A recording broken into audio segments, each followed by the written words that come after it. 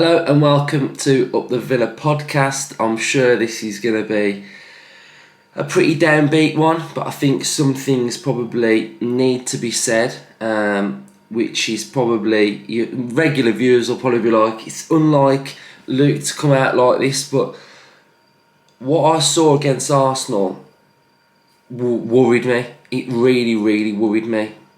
Well, what worried me was Saturday against Wolves. That's what worried me. But, Dino sort of was saying it was like a fluke occurrence. It was one of them games where he just couldn't pinpoint what happened. But I'm sure he can pinpoint what happened against Arsenal. So let's get on to the game. I thought it was nothing short of shambolic, that first half. It was absolutely abysmal. Abysmal. I can't think of a worse word than abysmal because it was that bad. Shakespeare and Dino were talking to each other for 45 minutes. The Sky was panning to them every 5 minutes. I've no idea what they were talking about. I've no idea why we waited until we 2-0 down at half time, having been absolutely battered. And I mean battered for 45 minutes. We couldn't pass the ball. We couldn't get out, and we all know that 5 at the back can become 6 or 7 at the back when you're under pressure, and we were under pressure from about the first 7 minutes. So I have no idea why we waited. We had no out ball. Our attacking player, Buendia, couldn't get on the ball. We couldn't find him. We've got 2 up top that were doing absolutely nothing. I mean, they're just literally chasing shadows, that front 2. There's no partnership, there's no link up, there's no coherence. They can't find the ball, they don't get the ball. Buendia was out the game.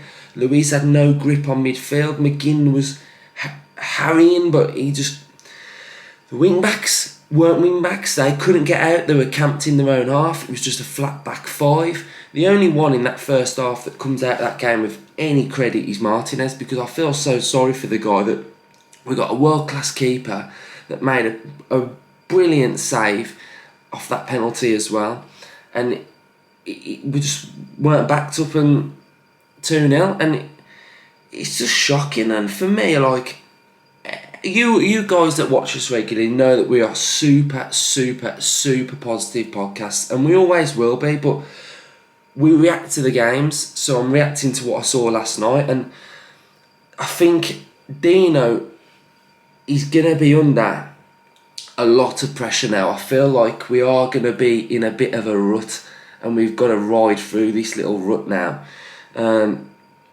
because I don't see it getting any easier against West Ham. I really question Dean Smith in that first half. The first half, allowing it to play out, allowing us to be under pressure. It's like we were like a team stuck in no man's land. They hadn't got a clue what to do. There was just no answer, and it just needed a tweak. It needed a change, and it needed something in midfield for me. It needed an out ball. It needed the system changing, or full stop. Can't wait till half time when you're getting absolutely battered, because you'll end up being 2-0 down, and that's what happened. So yeah, I'm a little bit worried. It reminded me, and I'm not saying we're going to get relegated, by the way, but it reminded me of watching us in 2015. That first half did. I just didn't like it. I just didn't like what I was seeing. There was fingers being pointed. Mings was pointing at McGinn. McGinn was arguing with Mings. Bad vibe. Second half, we looked better. Because Bailey was on the pitch. We had changed the system, and we were getting a little bit more joy. It wasn't great, but it was a lot better from that first half. It was great to see Ramsey get his first goal, real good goal as well, quality finish. But all in all, it leaves me now a little bit worried going into the next few games, because of the way we're playing, and I think Dino's under pressure now, and he's got to find a solution. He's got to find some answers. One thing that is in the back of my head that's a little bit of a worry is that why can't we get our new transfers into a system that suits them. And I'm talking about Danny Ings, Buendia. Why are they being shoehorned into a system to accommodate rather than get the best out of? That is the thing. That is my main worry, and I'm mainly on about Ings and Watkins. We shoehorning them both into a 3-5-2 so they both can play. But then that doesn't suit really Buendia when he normally plays as a right winger, a right inverted winger on that right hand side. You know, that's how Norwich got the best out of him. So big questions, and I think he's got to find the right answer. I think 4-3-3 for me is our formation, and I think that is the way to go. So he's either got to drop Danny Ings and play Watkins up top, or he's got to drop Watkins and play Danny Ings up top, and we've got to go with 2 wingers each side. Whether he puts Watkins out wide, which he said he's not going to do, I have no idea, but that's just the bottom line. We're